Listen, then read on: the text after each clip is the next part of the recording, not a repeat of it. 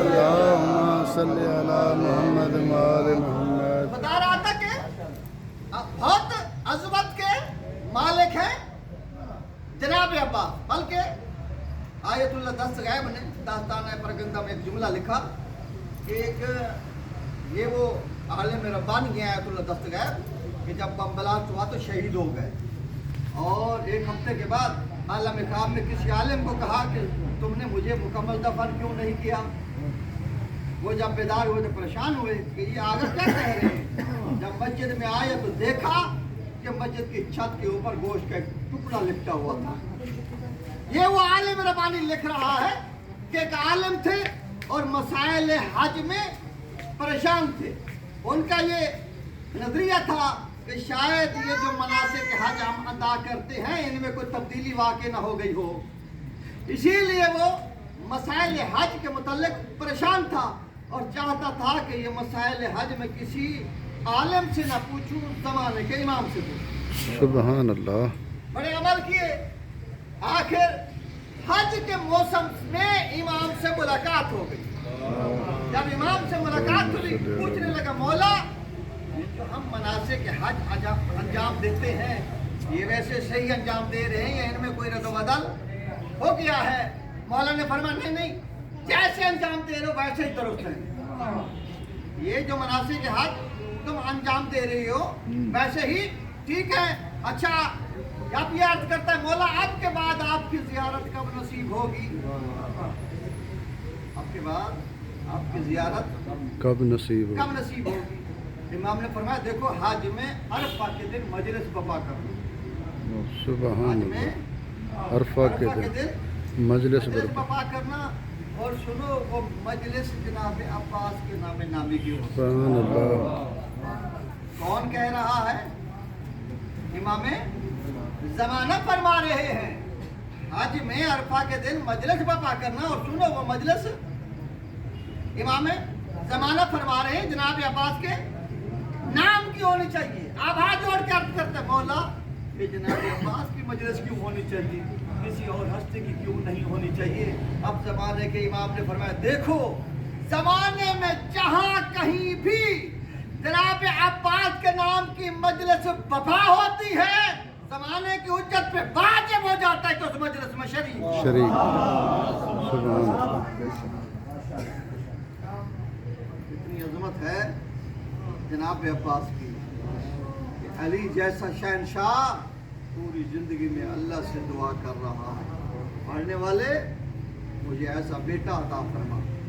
اچھا یہ جب مولا کائنات نے جناب عقیل سے کہا کہ عقیل میرے لیے ایک بہادر خاندان کی خاتون تلاش کرو تاکہ میں اس سے عقد کروں اور خدا مجھے اس کے وطن سے ایک بیٹا عطا کرے جو کربلا میں میرے حسین کے کام. اکثر یہ بھی لکھا گیا ہے اور بتایا بھی جاتا ہے کہ جناب عقیل علم نصاب کے مالک تھے. عرب کے جتنے قبائل تھے ہر قبائل کے نسب سے جناب عقیل واقف تھے. بلکہ دنیا کے بڑے بڑے لوگ جناب عقیل کے سامنے آتے ہوئے گھبراتے تھے.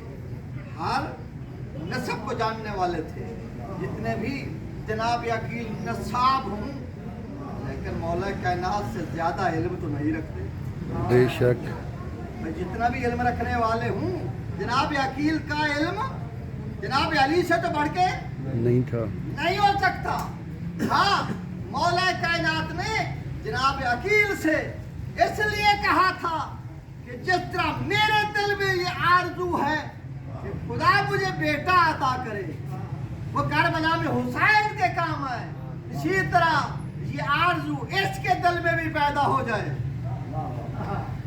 یہ آرزو عقیل کے دل میں بھی پیدا ہو جائے تاکہ یہ بھی کربلا میں کام آئے. اسی لیے جناب امیر المومنین کو عباس جیسا بیٹا ملا اور جناب عقیل کو مسلم جیسا بیٹا ملا. سبحان اللہ. اور دونوں کی زیارتیں دونوں کا مرتبہ دیکھنا ہونا.